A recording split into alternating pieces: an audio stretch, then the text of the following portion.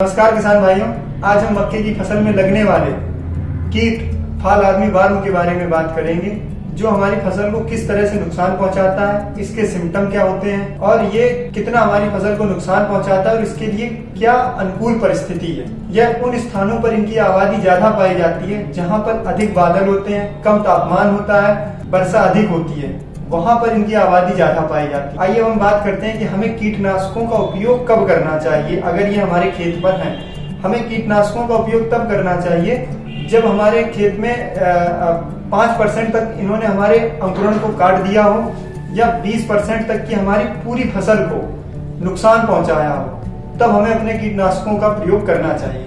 अब हम इनके हमारे पौधे पर इनके लक्षण कैसे दिखते हैं उनके बारे में बात करेंगे। शुरुआत में युवा लार्वा पत्ती को एक तरफ से खा जाते हैं। उसके बाद जब युवा लार्वा दूसरे तथा तीसरी अवस्था में पहुंचते हैं तो लार्वा पत्तियों के अंदर छेद कर देते हैं और पत्तियों के किनारे से अंदर की ओर खाते हैं, जिससे पत्तियों में छेद की एक पत्ती बन जाती है। इसके बाद जब लार्वा अपने विकास पर होता है तब ये कली और भंवर आदि में भी घुस जाते हैं। इसके बाद जब ये पत्तियों को काटता है तो हमारे पौधे की जो वृद्धि क्षमता होती है वो कम हो जाती है।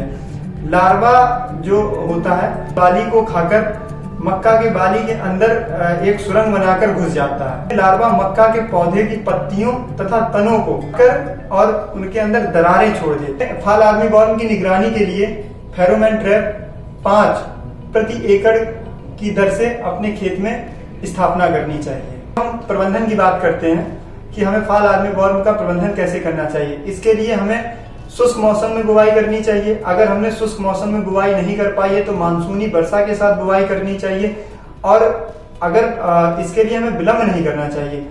सबसे ज्यादा फाल आर्मी वर्म का जो अटैक होता है वो हमारे जो देर से बुवाई की जाती है उन पर ज्यादा इसका अटैक देखने को मिलता है। इसके लिए अनुशंसित पौधों का जो हमारे जो पौधे हैं उनकी जो पौधों की जो दूरी होती है वो सही होनी चाहिए।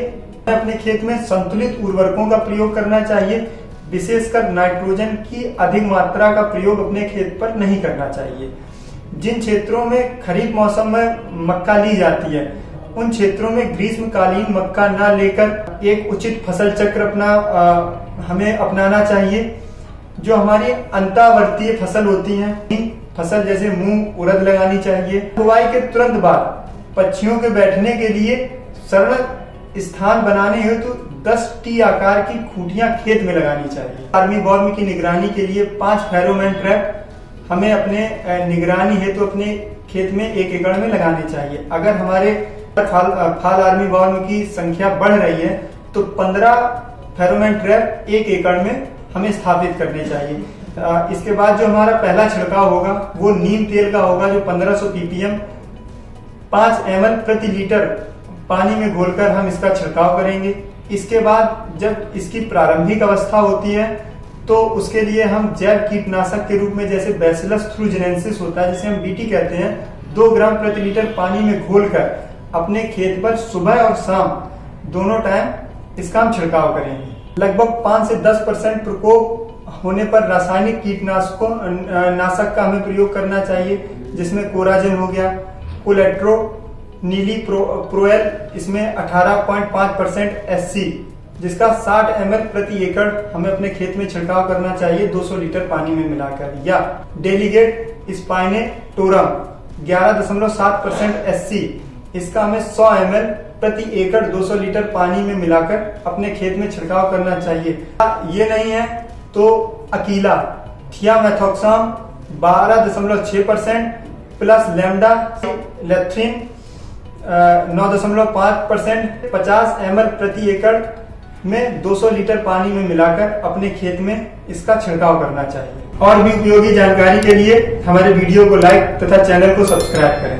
और अधिक जानकारी के लिए हमारा सेक्यूफॉर्म ऐप डाउनलोड करें, जिसका लिंक हमारे इस वीडियो के डिस्क्रिप्शन में दिया गया है। धन्यवाद।